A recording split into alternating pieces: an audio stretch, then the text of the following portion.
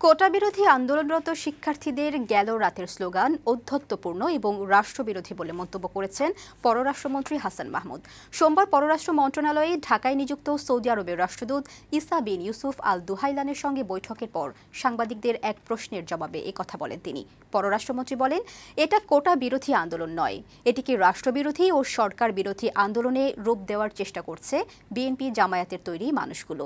কোমলমতি শিক্ষার্থীদের আবেগকে ব্যবহার করা হচ্ছে বলেও মন্তব্য করেন পররাষ্ট্রমন্ত্রী।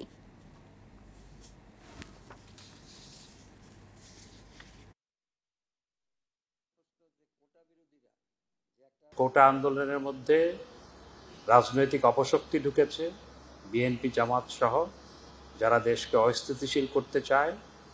আমরা দেশকে কখনো অস্থিতিশীল করতে দিব না। আমাদের সরকার অনেক শক্তিশালী সরকার। আমরা কোনো রাজনৈতিক অপশক্তিকে কোমলমতি শিক্ষার্থীদের সেন্টিমেন্ট নিয়ে খেলা করে দেশকে অস্থিতিশীল করতে দিব না।